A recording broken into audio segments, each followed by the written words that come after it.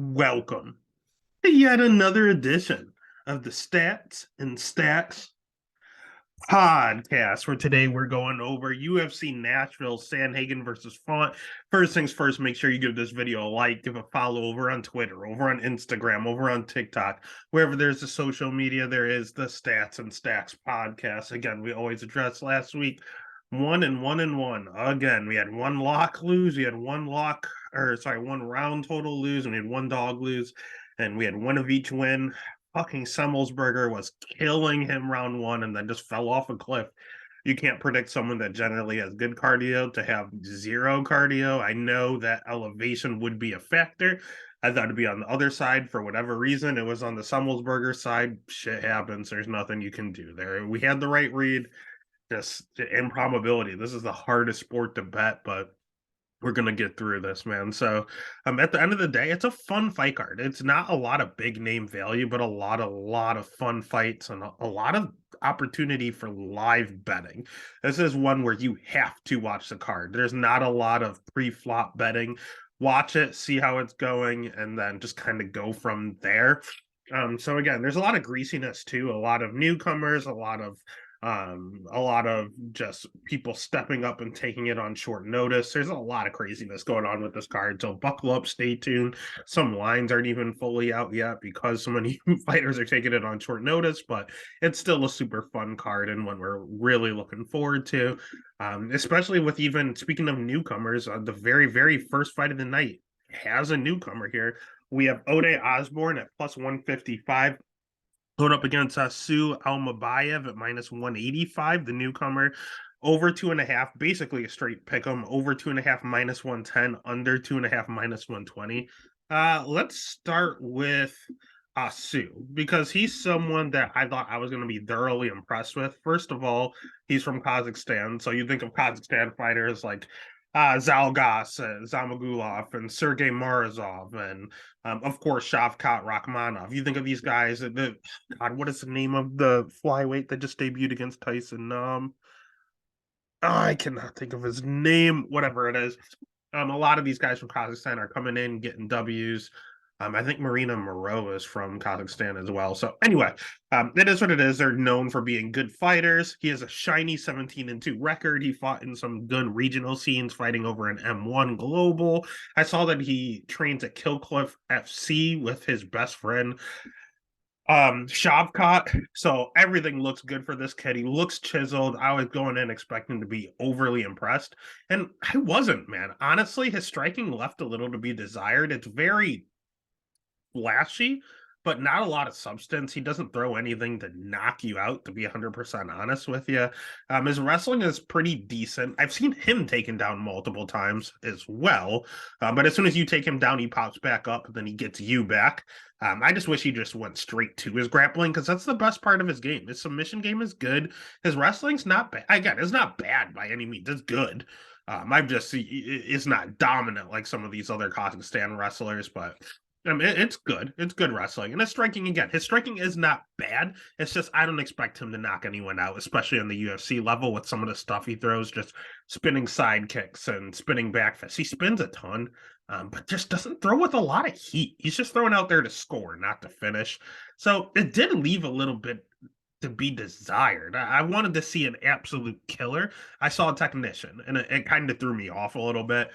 It also made me just start thinking about, yeah, Kazakhstan is a nice area in regards to betting fighters, but when it comes to the flyweight division, again, the kid, I don't know why I can't think of his name, the kid that just fought Tyson Nam, that was a greasy split decision. I kind of thought Tyson Nam won, to be honest with you. We saw Zalgas Zumagulov go out there and get split decision after split decision after split decision. I think he had like 4 split decision losses. Like, this dude just could not get a split decision to save his life. So he kind of underperformed, and maybe it's just Kazakhstan and their flyweight division. There's something in the water at 125 where their smaller guys just aren't the same as their larger ones, possibly. But again, this kid, his competition level's okay, fighting at Brave and M1 Global, and he's good everywhere. He's not bad. He's just not as as killer as I thought he was going to be. And his cardio seems to check out, which is super nice to see. On the flip side, we have Ode Osborne. So as much as I was unimpressed with Asu, I've seen Ode Osborne multiple times and know that you need to stay away from him. He's unreliable. His striking's pretty good. His offensive wrestling is pretty decent. Defensively, wrestling is a little bit of a liability. He also has a little bit of a liability when it comes to his gas tank and his chin. Dude's chinny. He gets dropped a lot. We saw Tyson Nam put him down. We saw CJ Vergara hurt him. I saw, let's see, who else hurt him? Manel Kopp put him out. Brian Kelleher dropped and subbed him. Like, this guy lost via knee bar decision. Yeah, he gets finished in all of his fights. He has 5 losses, and then 4 of them are by finish. So he's a little bit of a durability liability. And again, he slows down in his fights. It's not a good characteristic to have at flyweight. He's hittable on the feet. And he's rocking a 70% takedown defense.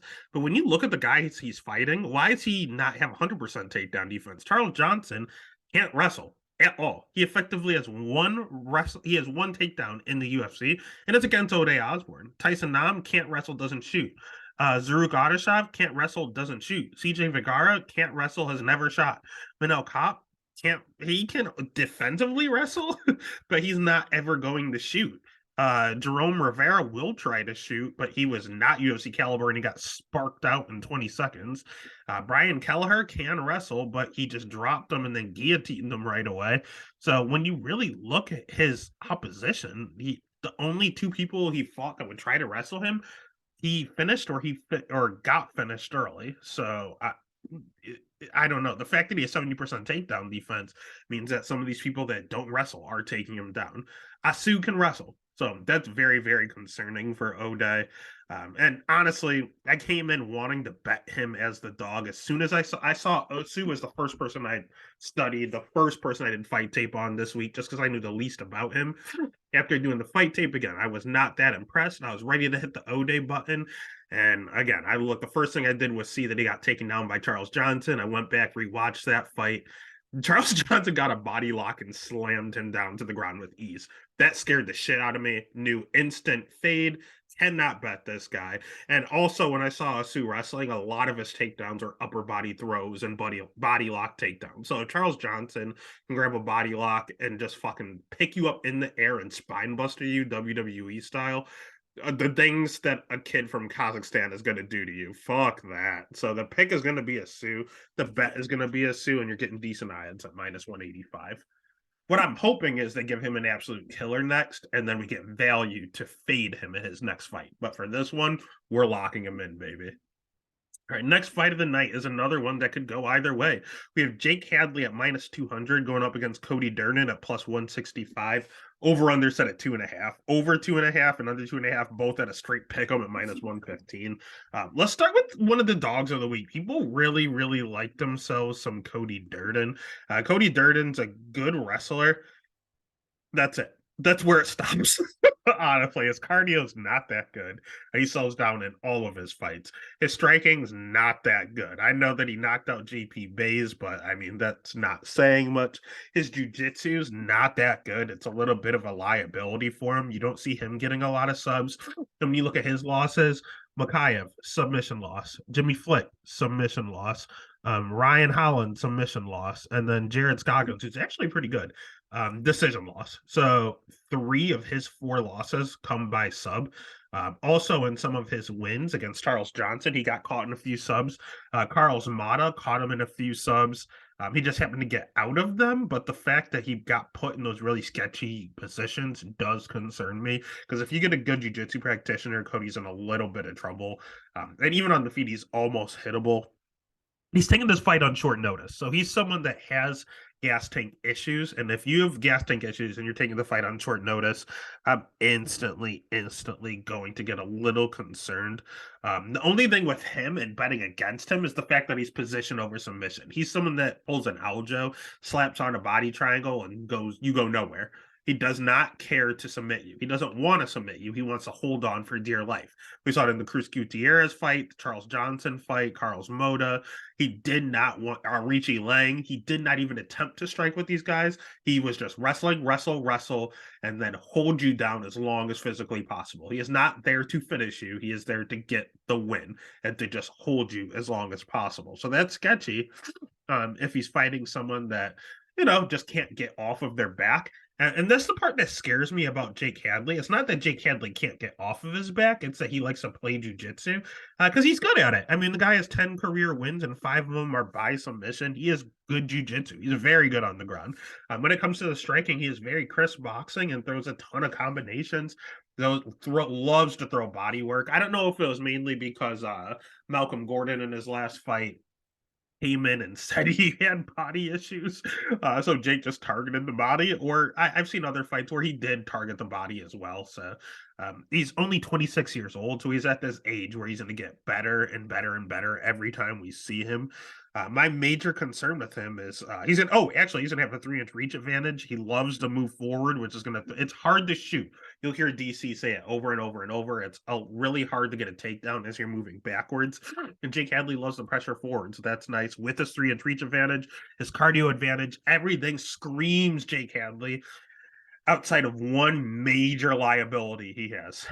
37% takedown defense. That's concerning because all Cody wants to do is wrestle. So if Jake can't stuff the takedown, Cody can take him down and just hang on for dear life. My thing is, he had 11 takedowns against Charles Johnson. That means Charles Johnson got up 10 times. And if Jake keeps getting up, and we have Cody on short notice, between his danger on the ground and his danger on the feet, I think he's going to finish him at some point. So I am going to side with Jake because he has all the advantages outside of wrestling. However, he just has a lot of ways to win as well. So the pick is going to be Jake. The bet is going to be Jake. And I do apologize. I skipped over the last minute fight that they threw on here. They did manage to find Sean Woodson an opponent finally. We have Sean Woodson going up against Dennis Bazooka. I believe the odds were Sean Woodson minus 180, Dennis at plus 150. When it comes to Dennis taking this fight on a few days' notice, I mean, he's someone that was on Contender Series twice. He initially lost to Melsik Bagdasaryan. But he tried to strike a lot with Melsik. And Melsik is an accredited kickboxer, so that was kind of poor game planning. I don't like that. And the second time around, he came on, and Dana still wasn't impressed as he got a W via decision and still didn't give him a contract. And I think part of that is because he's so young. He's still only 25 years old. So they figured they're just going to keep an eye on this kid. And if they need him to step in, hopefully he can, and he can save the day, which he's doing here. He trains at a good camp with Sarah Longo. He trains with Marab, and he trains with the champ in Aljo, and he trains with Matt Favola. He trains with these guys every single day, which is super nice. But those guys are all wrestlers, and he seems to like to strike quite a bit. He can wrestle. I have seen him go out there and get takedowns. He got a few against Melsik Bagdasaryan. But at the end of the day, he wants to strike, and he just has wrestling in his back pocket. On the other side, we have Sean Woodson, who can only strike. He can't really wrestle at all. He's showing an 80% takedown defense, but that's just skewed because when you look at his fights, every single person that he has fought has taken him down. Yusuf Zalal took him down multiple times. We had Luis Saldana take him down. We had Julian Erosa took him down. Kyle Bosniak took him down. Terrence McKinney, of course, took him down multiple times on Contender Series. So everyone has taken this guy down. It's just obviously there's a lot of attempts going on because he's traditionally a striker. He's going to have a crazy reach advantage because his body is just weird, man. I don't know how he makes 145. He looks like a skeleton. He has 0 legs whatsoever. It's just a huge, wide upper body. It's not that he's jacked. He's skinny as all hell, but his chest, from here to his stomach, is just very wide. It doesn't really make sense. It doesn't look human. It looks like a creative player on UFC 4. But somehow he makes the weight most of the time. He did miss it against Julian Erosa, and he does look like death on the scale a lot of times. So that does hurt his cardio. He does have a tendency to slow down. And also, he doesn't have a ton of power. Being so skinny, there's just nothing to throw in there. So he does not generally get a ton of finishes. I know he took out Colin England, but Colin England retired after the fight. I know that he took out Terrence McKinney, but anyone can take out Terrence McKinney after round one. And I know that he had, I'm pretty sure he had a submission win. Did he not? He threatened to guillotine a lot on one of his fights. I don't remember who I was watching. It might have been Luis Saldana. And he has a nice little guillotine with those skinny ass arms of his. So he can threaten a submission, but you don't see it often. He's predominantly just a striker. His wrestling number doesn't make any sense. It's not true. It's not factual. His takedown defense is not good. So at the end of the day, I can't trust this guy as a major favorite. I don't know which way this line is going to move. This fight just got set up today. And so if any movement starts going towards Sean Woodson, I'm going to have to put money on the dog. It's a sheer dog or pass. I don't like either one of these guys. I don't know if either one of them are long for the UFC, but one of them have a plus sign next to their name. So the pick is going to be Dennis. The bet's going to be Dennis. And that leads us to another one that I was a little concerned about at first, but I'm talking myself back into. We have Billy Quarantillo at minus 175 going up against Damon Jackson, or Damon Jackson, as Sadiq Youssef would say, and everyone's talking about, at plus 145, over 2.5 at plus 110, under 2.5 at minus 140. Let's start with my boy, Billy Q from Buffalo, New York. Weaponized cardio. That's all he is. At the end of the day, he uses it just like Marab does, just like Dom Cruz used to do back in the day. Just like Volt kind of does. He just never stops. It's a never-ending motor, the way Max Holloway used to do. He does not stop moving. He does not stop throwing. He does not stop striking. He has zero power. He does not crack that hard. Only people I've really seen him drop are like Gabriel Benitez. I think he cracked Shane Burgos in one of the fights I was watching where he actually dropped him, but he doesn't drop a lot of people because he doesn't have a ton of power, but the volume, he overwhelms you. His jiu-jitsu is good. He's a Brazilian jiu-jitsu black belt. He's 34 years old, so he's in his prime, about to leave his prime. So if he's going to do anything, it's now. He loves to pressure forward, get in your face, and tire you out. He's pretty durable himself. I know he's coming off a knockout loss in his last fight, but that's Edson Barbosa via flying knee, and that's going to knock out anyone. Edson Barbosa hits and kicks like a truck, and he went in for a takedown and just got clipped with a knee going in. Like, part of that was his own force moving forward. Then the other half is one of the hardest kickers throwing a knee at your face. That's going to put anyone out. So I don't like that happened back in April. That's not a lot of time, about 4 months. I would like my fighters to have a little bit more time before getting into a scrap when you're put out that cold. But outside of that fight, I don't think he's ever been knocked out. He doesn't get finished. He's pretty durable. His volume is extremely high. I love everything about this kid outside of one, the recent knockout, and two, 58% takedown defense. It's not the greatest. My boy can't wrestle too well. He can offensively wrestle to an extent. A lot of it is also just pressure, push you up against the cage and get you tired. But he will actually finish a takedown from time to time. It's just when you shoot on him, he does not sprawl too well, to be honest with you. I don't know if he's just confident in his jiu-jitsu capabilities or what it is, but he just does not have good takedown defense. And that's concerning, finding someone like Damon Jackson, because that's all he wants to do is pull a Cody Durden and take you down and hold you down. He cannot strike. His jiu-jitsu is pretty decent. His cardio is very questionable. He does not. My biggest thing with this fight is that he struggles when he's backing up. When him and Dan Ige were just pitter pattying, I mean, Dan Ige was still winning, but at least Damon was landing some shots. So when Dan Ige started pressuring forward, Damon freaked out and he did not do well and eventually got knocked out. When he fought Ilya Topuria pressured forward, he freaked out and he got knocked out. It just happened over and over. We see his other loss was in a 10-second jumping knee. Yeah, the kid marched forward literally through a flying knee and put him out right away. He does not like getting backed up. It concerns him. And when you look at his record in general, he has was it 5 losses? Yep, 5 losses, all 5 by finish. You can just break this kid. Again, good wrestling, and he'll take you down and hold you down and just position over submission, just like Cody Durden. If he gets a sub, awesome. If he doesn't get it, he doesn't care. He's just slapping on a body triangle, taking your back, and holding on for dear life. So that's not good that's his approach, and he's fighting Billy Q, who can't stuff a takedown. But if Billy Q can get back up, he's going to make him work on the ground. And if Billy Q can keep getting up, Damon Jackson is going to break. So Billy Q is better everywhere outside of wrestling, and that cardio is just a weapon in and of itself. Who again, someone that struggles with that area, you have to take the cardio kid all day. So the pick is going to be Billy Q. The bet is going to be Billy Q. Pretty decent odds at minus 175. And you can even live bet that. If he goes out there and backpacks him round 1 and he looks tired at all, go out there and live bet Billy Q, because Billy Q does not get tired.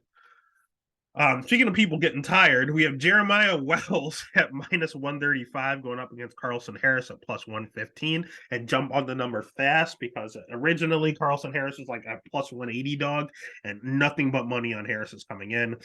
Over 2.5 is plus 145, under 2.5 minus 190. Let's tell you why money's coming in on Carlson Harris.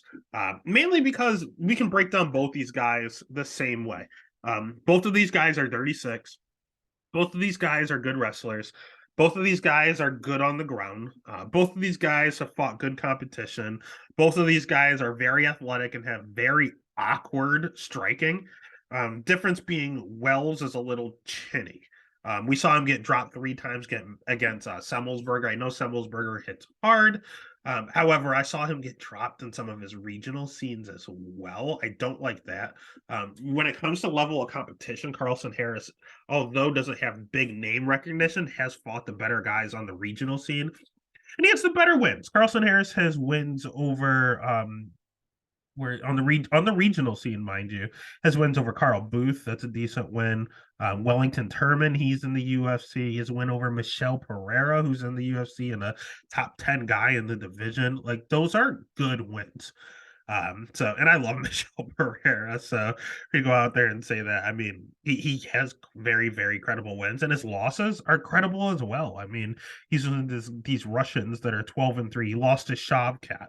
And honestly, Shavkat hit him with a weird spinning back kick, put him out, but the timing of it was weird. It was a very close fight up until that point. If you kind of remember Shavkat fighting Jeff Neal, and it was a close fight, it was a dog fight. Same with this fight. And Shavkat actually shot for 3 takedowns in this fight. He went 1 of 3. And honestly, as soon as he got taken down, he got right back up. And that concerns me with Jeremiah Wells, because Carlson Harris does slow down a little bit in his fights, but Jeremiah Wells gasses. He carries a lot of muscle, and it's very hard for him to go a hard 15. He'll do it. He's done it. He himself has come from a good regional scene over at CFFC. He has good training partners with Sean Brady and Joe Pfeiffer. But at the end of the day, these are basically the exact same thing. Only difference is Wells is a little more chinny, has worse cardio, and throws less volume. I think he hits harder than Carlson Harris, but Carlson Harris hits pretty damn hard himself. So who has more ways to... If Wells cannot take Carlson Harris down, I prefer Carlson Harris striking. And if Shavkat struggled, I think Jeremiah Wells is going to struggle. Cody with Dogger Pass podcast, shout out. He was talking about how Blood Diamond stuffed 4 out of 5 takedowns. He talked about how Semmelsberger got taken down a lot, but whatchamacallit, he doesn't get a ton of takedowns. Warley Alves stuffed most of his takedowns. Like, he doesn't go out there and just take you down with ease. He struggles. He's gone 1 of 5 in multiple fights. So that's very, very concerning, because Blood Diamond and Warley Alves are not the wrestlers caliber of Carlson Harris. So if Harris can keep this on the feet, I think it's a long night for Wells unless he puts him away early. And again, Carlson Harris is not someone that just gets knocked out all the time because Shavkat got him. I think this line is off. I think this should be a straight pick 'em. And Carlson Harris, mind you, it's going away, still barely as a plus money next to his name. So that's who we're betting. So the pick is going to be Harris. The bet's going to be Carlson Harris. Okay, next fight of the night is honestly another dog I'm looking at. We have Kyler Phillips minus 205 going up against Hani Barcelos at plus 170. Over under set at 2.5. Over 2.5 minus 180. Under 2.5 plus 140.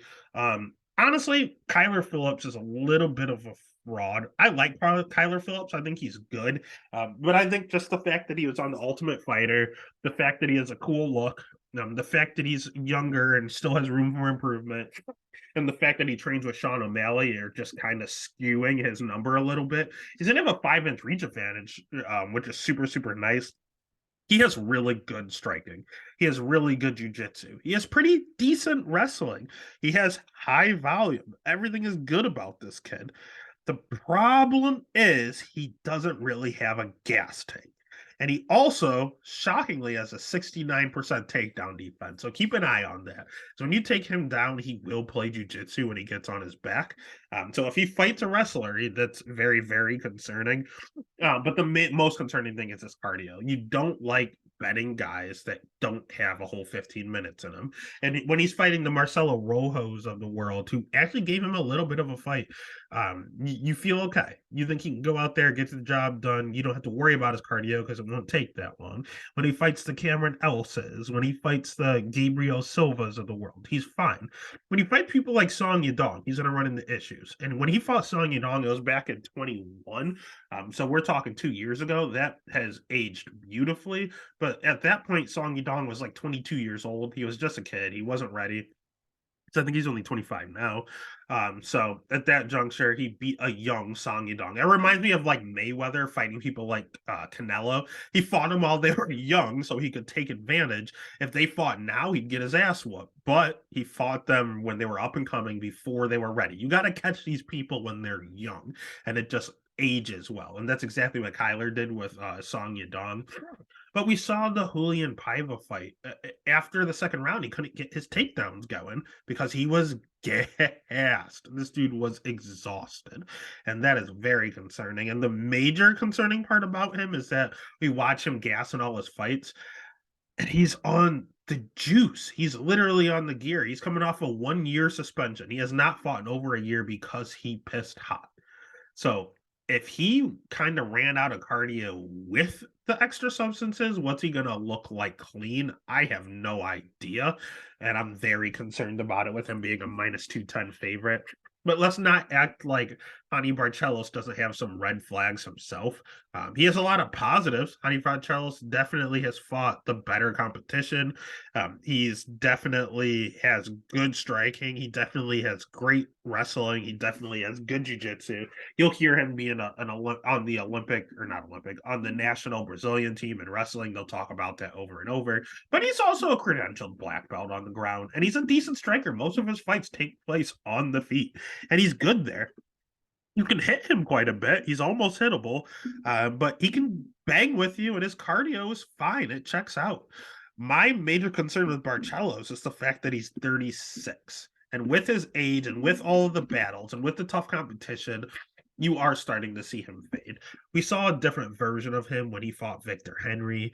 We saw a different version of him when he fought Timur Valiev, who got screwed in the Ultimate Fighter this week. We saw a different version of him against Trevin Jones. Trevin Jones is not that good. He knew he was coming off of 2 losses, so he went out there and wrestled Trevin Jones. I like that, though. That shows that he's smart. Trevin Jones, all he had was a puncher's chance. He knew that Trevin Jones wasn't going to tap him out. He knew he wasn't going to decision him because he doesn't throw on the feet. So what did he do? He just threw some jabs at him and then took him down. And that's the first time I saw him use that Brazilian national team wrestling in a while. Because he knew he possibly could get caught. He possibly could get chinned. In his next fight, he did get chinned. He got knocked out in the first round. But it was to cousin Umar. So, like, we're seeing him fade a little. He was generally very, very durable and up until he hit the age of 36, and then all of a sudden he starts having some durability issues. That's the first time he's ever been knocked out, but we've seen him rocked in the Timur fight. We saw him rocked in the Victor Henry fight, and neither one of those guys hit very hard. So I don't know, man. His durability is leaving with his old age, but then he knew it. That's the thing. He went out there and wrestled Trevin Jones. Is he going to go out there and do that against Kyler Phillips? I don't know. This fight is very, very reminiscent to me to the Saeed Nurmagomedov fight. And what did he do to win that fight? He struck initially, but then he took him down to win the fight. Is he going to do that right away, coming off a loss, coming off a knockout loss, his first career knockout loss? Is he going to be gun shy? I don't know. I have no idea. Is his cardio still good? It seems it, even though he's the one aging. I think he's going to have a cardio advantage. I think he's going to have a wrestling advantage. I think Kyler's going to have the striking advantage, and I think the jiu-jitsu is a wash.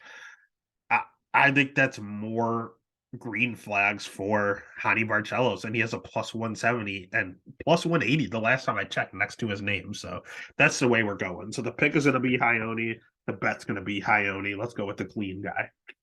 Speaking of clean, we have Ignacio Bahamondes as a clean striker at minus 225, going up against Ludovic Klein at plus 185, over under set at 2.5, over 2.5 minus 145, under 2.5 plus 115. Let's start with Bahamondes. This guy's good, man.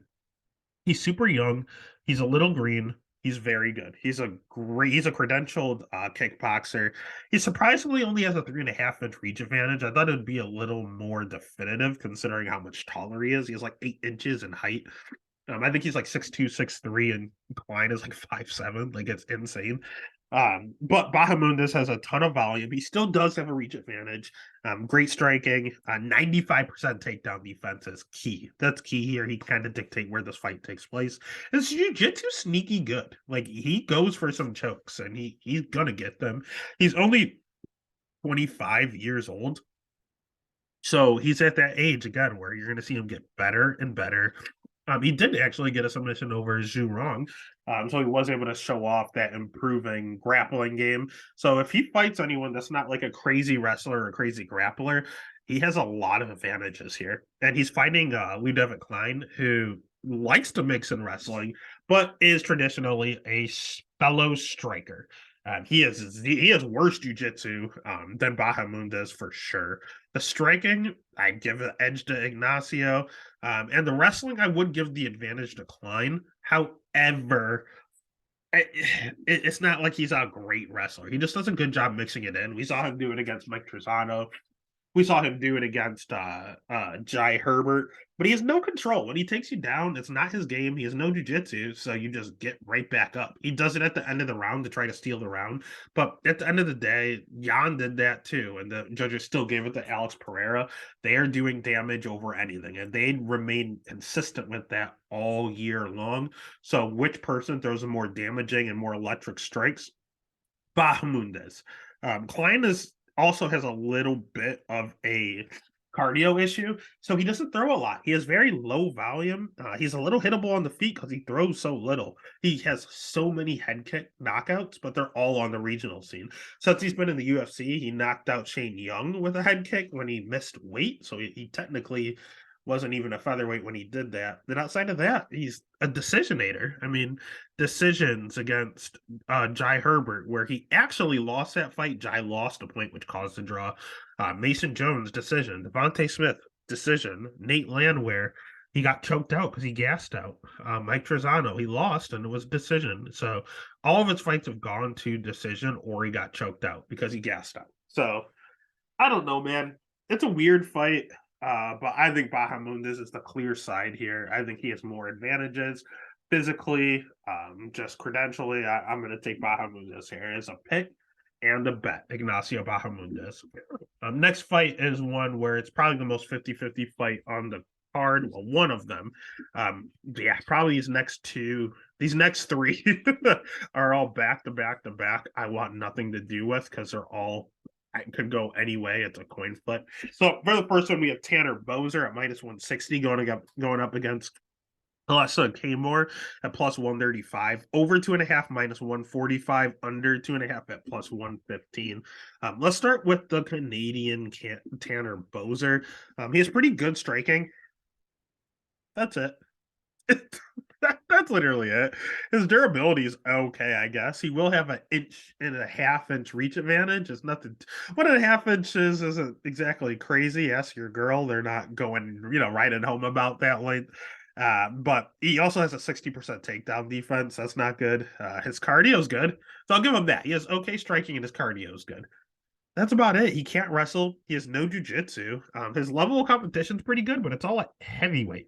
The dude is fighting at light heavyweight because he started to struggle at heavyweight. Rogerio Nascimento is not that good. And he was able to take him down and dominate. Ilir Latifi is not that good. Took him down and dominated. OSP went out there and knocked out because OSP needs to retire. Andre Arlovsky, speaking to people that need to retire, got a decision win over him. I thought he got screwed there, but it is what it is. But Philippe Lenz isn't exactly the greatest heavyweight, and he also fights at 205 now. Rafael Pessoa cut. I mean, these Daniel Spitz, he got sacrificed to Cyril Gahn. He's just not really fighting anyone crazy here in the UFC, to be honest with you. And he decided to make that drop down Ian Cutelaba and fight at light heavyweight. Did I think he got knocked out there? No, he definitely got dropped by Ian. And then Ian took him down, got wrist control, the Dagestani handcuff, and just threw some leather until the ref stepped in. Tanner was in the middle of building a base when the ref stepped in. So he wasn't technically intelligently defending himself, but he wasn't just sitting there getting blasted. Like, he was working his way up against the cage, fully aware of where he was not put out. The shots were not that hard, to be honest with you. So it was kind of a weird stoppage there. And so even though he has all these losses, the UFC are giving him one more chance here, one more fight. We're going to give you somewhere at the low end of the scale. If you can't beat them, you're cut. And that's where Kmore comes into place. Kmore is not very good either. Graduate of Dana White Contender Series. He's 27 years old, but he's coming off of a 2-year absence. I do not like that at all. His wrestling is bad. He gets a few offensive wrestling takedowns, but William Knight kind of exposed him when it comes to his grappling. His jiu-jitsu is bad. His cardio is bad, but his striking is good in round one. He looks like a world-class fighter round one, and then he falls off a cliff. Problem is, he went out there and he knocked everyone out. All of his wins, decision against Justin Ledet. Before that, knockout,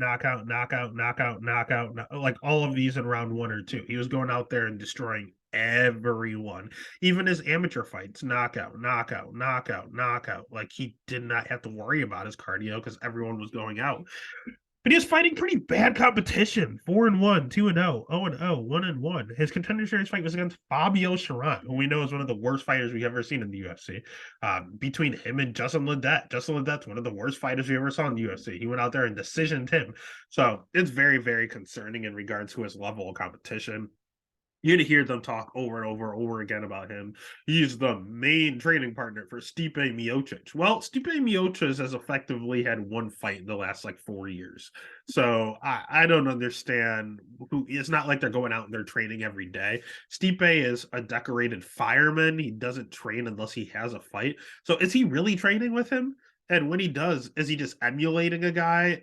He's not able to fight his own style. Stipe's not coming in to help him with his fights. He helped Stipe with some of Stipe's fights. So he's not really training with Stipe.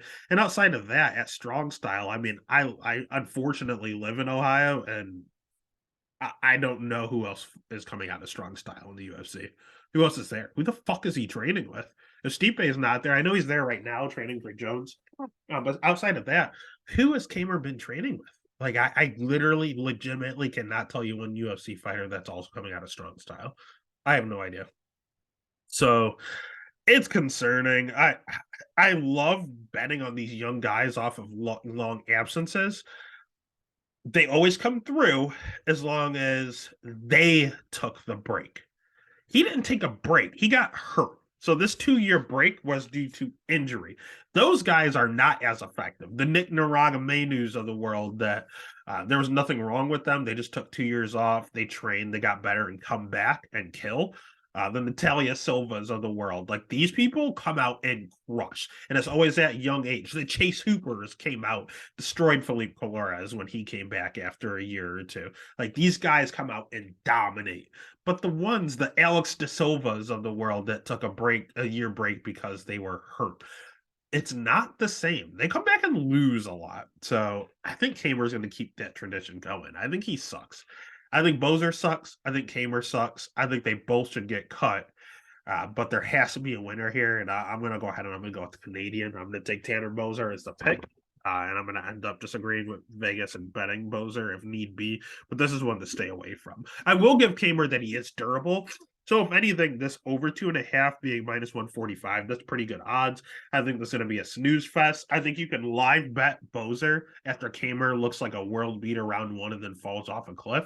So you can either live bet Bozer or just eat the chalk and take the over 2.5 minus 145. It's not that bad, to be honest with you.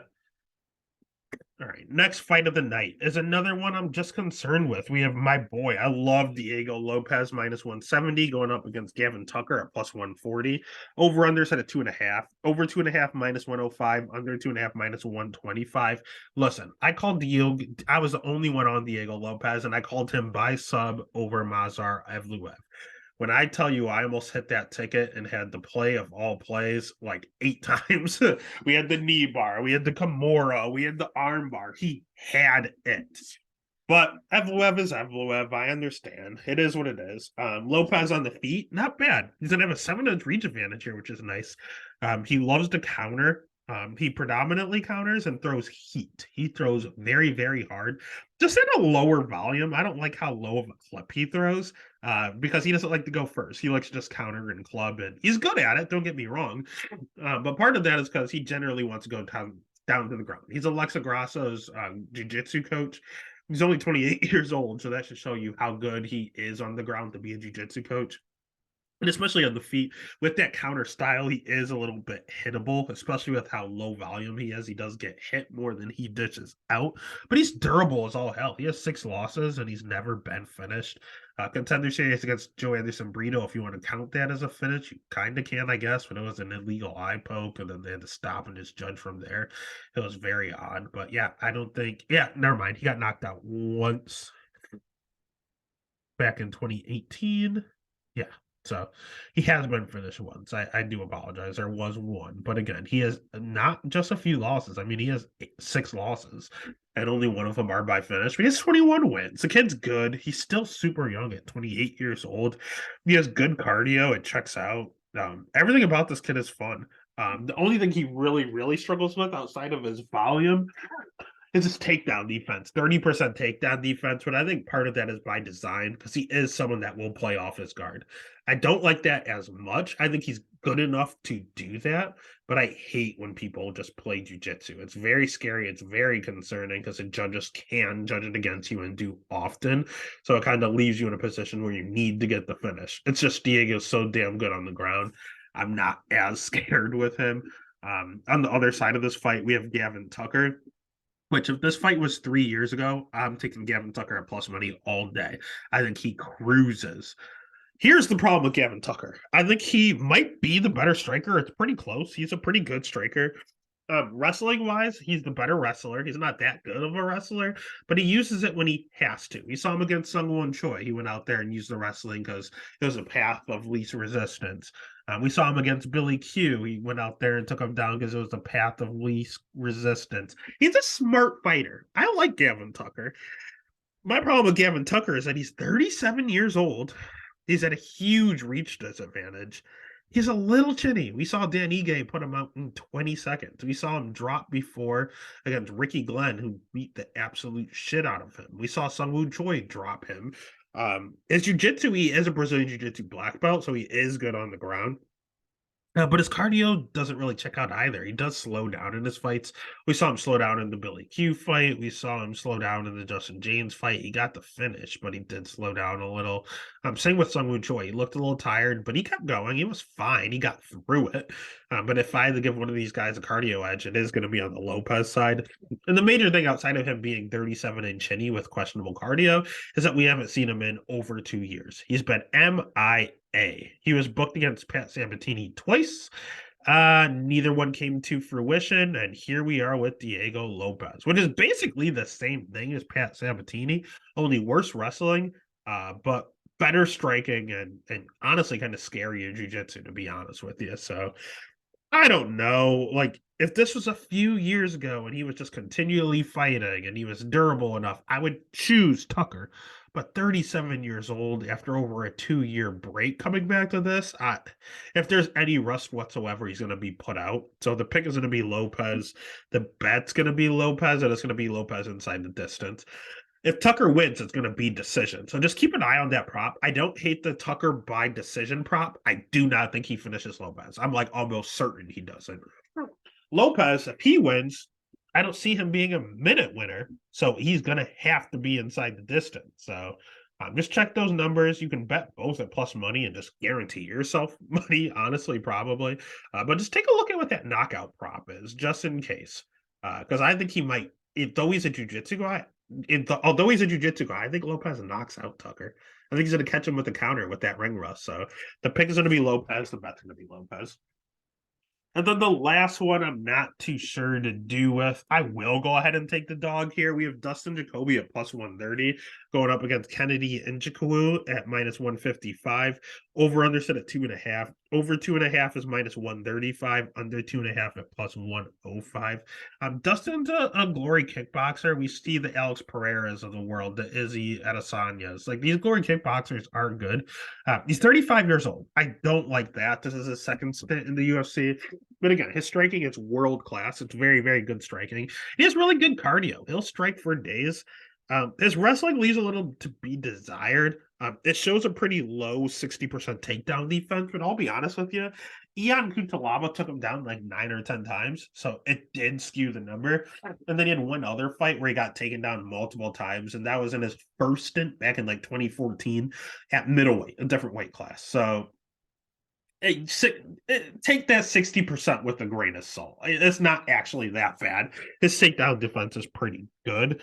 It's just the thing he seems to struggle most with are those aforementioned wrestlers and people that have long reaches on him. Although he's a striker, we saw him struggle a little bit against Daun Jung. I mean, he went out there and knocked him out, but for the first minute, Daun Jung was not looking bad, and he was much larger. We saw Maxime Grisham give him a little bit of trouble. I actually bet Grisham that night. I thought Grisham did enough to win, but they actually just ended up giving it to Dustin Jacoby. But Griffin had a reach on him, so it's kind of weird. The people that wrestle and the people with big reaches seem to give him a little bit of issue. Kennedy can kind of do both, so it does concern me. Kennedy is okay striking. He has okay wrestling. He has okay jiu-jitsu. He's essentially just a generalist. He has good cardio. I'll give him that. And he's going to have a 7-inch reach advantage here. It's just he's a really slow starter. He basically always gives up round one. And he's a little bit of a Usman Shin, man. He doesn't necessarily get put out all the time, but he gets rocked all the time. We saw him rocked against Devin Clark. That's not good. Devin Clark should not rock anyone. We saw Ian Kutalaba do well against him round one. We saw Nigarang Amenu rock him. We saw Daun Jung knock him out. So we've seen him rocked on multiple occasions. Carlos Olberg almost put him out, rocked him. And all of these are in wins. So he kind of does a little bit of a rope-a-dope situation where he lets you beat the absolute shit out of him. Does the Philly shell, just covers up, lets you punch yourself out, then goes forward and knocks you out in the second or third. That's what he has a tendency to do as of late. But the thing that I said was Dustin Jacoby can fight for days. And although he has a 7-inch reach advantage with Kennedy, he doesn't really know how to use that reach. And Dustin Jacoby, he struggles with guys that are longer than him, but if they don't know how to use that reach, I think he's going to be perfectly fine. If you have him at plus 130, the last time I checked, the line was plus 140, so money's coming in on Kennedy. Give me the dog, man. So the pick is going to be Dustin Jacoby. The bet's going to be Dustin Jacoby. All right, then the next fight of the night is one that should be close, but I think it's going to be a cakewalk. We have Jessica Andrade at plus 300 going up against Tatiana Suarez at minus 425. Over 2.5 plus 160, under 2.5 minus 210. Let's start with the former champion, Jessica Andrade. She has power. She has good striking. She's a Brazilian Jiu-Jitsu black belt. 70% takedown defense. I'd like a little better number there, especially with how short in stature she is. It's just people like Valentina are taking her down. Aaron Blanchfield up a weight class. I get it. Lauren Murphy didn't do anything. Cynthia Calvillo. didn't even attempt to shoot a takedown, really. So it's like 70% takedown defense from who? Who's taking her down? I'm looking at her record, Claudia Gadelia for sure. Tried to got her down. Angela Hill doesn't wrestle. Joanna doesn't wrestle. I honestly don't know who's been taking her down. I know she fought a little bit up at 135 as well. You're going to hear her. They're going to hear them talking over and over about her having the most fights in women's MMA history in the UFC. She's like had 25 fights in the UFC banner because she fights at two different weight classes. She fights at 115 and 125, and this fight is on short notice at 115. I don't like that as much because that weight cut takes a lot out of her. So her to do it on short notice is concerning. At this point, I think she's just kind of doing it for the money. And at one point there was an OnlyFans fade, and she opened an OnlyFans and has been losing ever since. It's on a little bit of a losing streak here with Blanchfield and Jan. And when you think about it, those fights were on short notice. Lauren Murphy, she had a full fight camp for. She won. Amanda Lemos was a main event. She had a full fight camp for. She won. Cynthia Calvia, full fight camp for. She won. So she's taking all these short notice fights, saying she'll fight anyone anytime, female BMF. She's losing all these short notice fights. So if she fights another striker, she's generally fine. I don't think anyone at 115 is going to beat her at full strength there when she has a full camp. But this fight is on short notice, and she's fighting a grappler, which is kind of her deficiency here. And she's not fighting a grappler, she's fighting the grappler. Tatiana Suarez, the Olympic hopeful. She's going to have a 4-inch reach advantage here. She can't strike to save her life.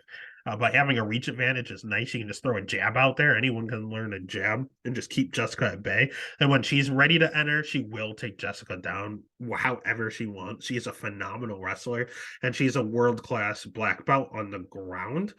So it's very rare that you have the combination of the two, especially for women's MMA. She's just an absolute killer. She has good schedule here. She's beat Carla Esparza, took Carla Esparza down 9 times. Carla Esparza is known as the best wrestler in the division. Took her down 9 times. She went up and came back from injury and fought Montana De La Rosa, who's a pretty decent wrestler, up a weight class. Took her down 3 times and then submitted her. Nina Nunez is good. Alexa Grasso is the current champion at 125. She took her down and submitted her in under 3 minutes. So yeah, Tatiana Suarez has beaten not one, but 2 champions, one former and one current champion. And one of them is up a weight class currently. So yeah, there's a reason this girl is undefeated. She is an Olympic wrestler with Brazilian Jiu-Jitsu black belt. She's insane. She can't strike. She doesn't need to strike. I'm concerned about her interview, though. Her fighter meeting interview at Media Day. They asked her if she had back pain or what was going on with the back pain in the Montana fight. She said, yeah, I had this back pain all throughout camp. They said, do you still have it? And she was talking about how she was able to fight through the back pain and still get the finish. She never said no. She danced around the question. She never said the back pain is gone. So I don't know if she's coming into this fight hurt. So I am concerned. My thing is, people are seeing the plus 300 on Jessica and betting her, and this line is dropping. So I can't do it. Even if she's hurt, I made the comparison like being able to wrestle and have a ground game in women's MMA. They're just a touch behind men's. They are still behind. So that's not a sexist thing by any means. It just hasn't been around as long. So if you can wrestle and have good jiu-jitsu in women's MMA, that's like going to your YMCA and being able to have the guy that's able to dunk. He's just more athletic than everyone. He may not be the greatest basketball player. He may not be able to shoot at all, but because he has one really, really good quality that cannot be stopped, he's going to be a killer. And that's exactly what she has. One really, really good. She can't strike, but she has one really, really good quality that cannot be stopped in her wrestling. And then she'll submit you when you get down there. Her cardio is questionable as well. You got to watch her cardio, but I don't think it matters because I think she's going to sub Jessica. So the pick is going to be Tatiana. The bet's going to be Tatiana inside the distance. Or you can bet the under at minus 210. That's probably safer and cover your assessment just in case Jessica Andrade goes out and gets a flash KO. She has a ton of power. She can do it. She's a former champ herself. That's probably her only way she wins is by knockout. Tatiana Suarez, if she takes her down, she's probably going to submit her. And that's also probably going to lead to an under. So the pick is going to be Tatiana, but I'm probably just going to fuck with the under at minus 210. I'll probably parlay that a ton. And then that takes us to the main event. If you haven't, for whatever reason, what the fuck are you doing? Make sure you hit that like button, hit the subscribe, give a follow over on Twitter, over on Instagram, over on TikTok, wherever there's social media. There's a Stats podcast giving you winners. We have Corey Sandhagen minus 315 going up against Rob Font at plus 230 on short notice. Way to go, Rob. Over 4.5 minus 125, under 4.5 minus 105. Let's start with the dude that saved the card and Rob Font. He's going to have an inch and an inch and a half reach advantage. He has really good striking, very crisp, good boxing. He doesn't throw many kicks. A lot of just really, really good boxing. He's very long. He has pretty decent chokes. So his jiu-jitsu is not too bad. He throws a ton of volume. He has really good cardio. He's fought the who's who. He's fought a really, really good strength to schedule. He's had a good camp with like Calvin Kattar over at the New England Cartel. My only concern with Rob is that one, he's taking the fight on short notice. Two, he's getting a little older. He is 36 now. And just like I mentioned with Hany Barcelos, his durability starting to go with the age. The amount of fights he's had, 26 career fights, it's just his durability starting to go. We saw him drop multiple times in the Jose Aldo fight, multiple times in the Chito Vera fight, and I think that's just an element of his age. He's getting older. And not only that, his takedown defense is sitting at 55%. I mean, Cody Garbrandt was able to go out there and get some takedowns over him in round one when he's still in cardio. So that's concerning. I mean, if you don't have a chin and you don't have takedown defense, you're hard to bet on. Granted, he is the dog in this situation at plus 230 and growing. So, like, I understand. And his boxing is that good that he can put out anyone at any time or outclass anyone at any time. It's just if anyone can shoot a takedown or it has durability, it does hurt or hits decently hard. It does hurt Rob Font. And Corey can do all of that. Corey Sandhagen's the best fighter in this weight class all around. He is all around the most skills. He's the most well-rounded fighter in the bantamweight division currently. He has good jiu-jitsu, he has good striking, he has good cardio, he has good wrestling offensively, not defensively, offensively. He can do it all. He dictates where the fight's going to be. He has really good fight IQ. We saw him go out there. He knew Chito Vera doesn't have good takedown defense. What did he do? He outstruck Chito, but still took him down to secure the win. We saw him get submission wins back in the past. We saw him get knocked against Mario Batista, who's a good fighter now that aged very well. We saw him out volume John Lineker and come back. We saw him get wheel kicks over Marlon Moraes, flying knees over Frankie Edgar. So we saw flashy knockouts. We've seen smart decisions against Marlon Vera and Song Yadong. Basically was going to be a decision until the ref stepped in, or doctor stepped in. We saw a close fight against Peter Yan. That thing was razor close. We saw a razor close loss to TJ Dillashaw, where I thought he got robbed. And then we saw him get knockouts and we saw him get submissions. So it is what it is. He has 4 career losses, and all of them are sketchy. Peter Yan was a really, really close fight. I do think he lost, but Peter Yan was the champion at the time, so he lost a title fight in a razor close loss. TJ Dillashaw, he got screwed. I thought he won. I had money on TJ Dillashaw. And I even thought that Corey Sandhagen won. And they gave him a title fight because everyone in the world thought he won. He got screwed over by TJ and they gave him the title shot anyway. That's how bad of a robbery that was. His other loss to Aljo, he just had a bad night. Aljo literally got the takedown and got his back right away and choked him out. Like, it was just a bad night for Corey. And then his other loss is Jamal Emmers. And Jamal Emmers is up a weight class now. And Jamal Emmers is good. He's a good fighter. So, and that was back in 2017. So all of his losses are the guys that are in the UFC. And all of his losses are the guys that are either former champs, current champs, or up a weight class in a contender. So, yeah, no bad losses, no bad things to say about Corey. He's a great fighter. He's a strategist, and in his fighter meeting, he was talking about how he's fought people like Rob Font before. You know who's kind of similar to Rob Font, who has really good striking, decent jiu-jitsu, and just poor takedown defense? Cheeto Vera in his very last fight. And he was scheduled to fight Umar because Corey's a fucking badass. He doesn't care. He's about to fight for a title. He said he wants just to fight the best of the best. So he was willing to put his title shot on the line to fight cousin Umar. That is the definition of insanity. That is a madman. That is a confident man. That's a dangerous man. And what do you do when you fight cousin Umar? You train fucking wrestling because Umar's going to wrestle the shit out of you. So Corey's been wrestling this entire camp. Now he's fighting someone that struggles with wrestling, someone that he's probably a better striker than, someone that he's probably a better jiu-jitsu practitioner than. Corey's just an overall better fighter. So Rob's going to have to catch him at the end of the day. That's what it is. Corey's too smart. He's too talented. It's Rob by finish, or it's Corey by finish, or by decision. More ways for Corey to win, more reasons to put money on Corey. So the pick is going to be Corey. The bet's going to be Corey Sandhagen. I like him a ton this week. And that's UFC Nashville Sandhagen versus Font. Again, give this video a like, hit that subscribe button. Keep an eye out for our glory plays. They've been hitting a lot lately. Keep an eye out for our weekly official bets so that you can continue to make money with us, baby. Let's get it.